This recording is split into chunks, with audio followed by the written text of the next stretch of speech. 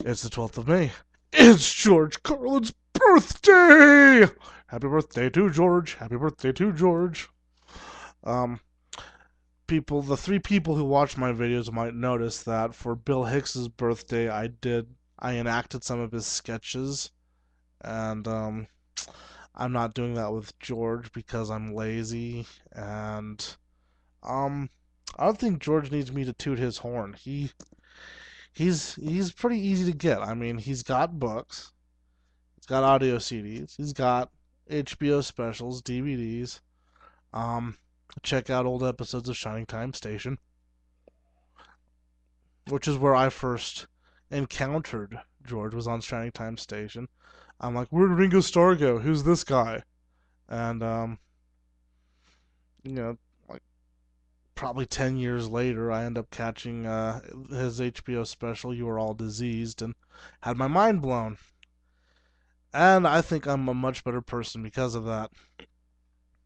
So I really don't have much more. I've been trying to do this video like 50 times, and I always get caught up, like, blah, blah, blah, blah, blah, blah, trying to talk about how this guy has impacted my life. And I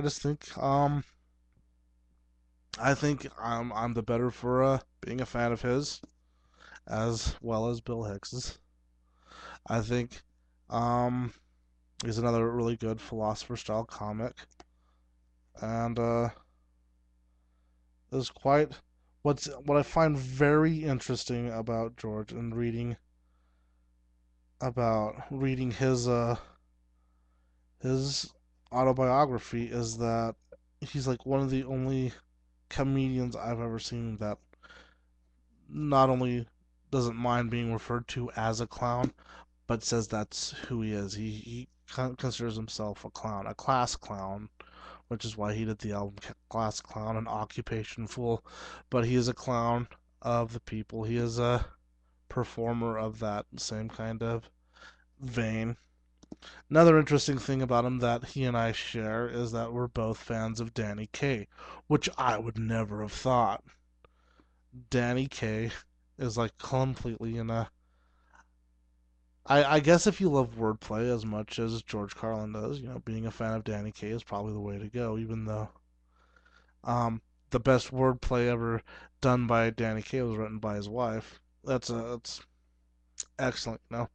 The what was it? The pellet with the poisons and the vessel with the pestle. The flagon with the dragon has a brew that is true. Danny Kaye. And reading about George Carlin's desire to do that, he was going to be a radio DJ, and then after doing that, he was going to go do stand up, and then do television or movies, and be the next Danny Kaye, which never really solidified for him because he found out he's not a very natural actor.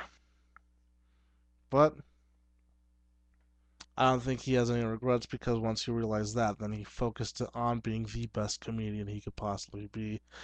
And just reading about his work ethic in this book is just amazing. The amount of work he put into doing his shows. Uh, as far as being a comedian goes, makes me just want to give up. There's no way I could fill up that much of my time with trying to create material. Um,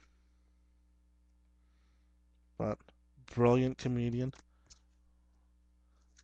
Nothing seemed too sacred for him to joke about.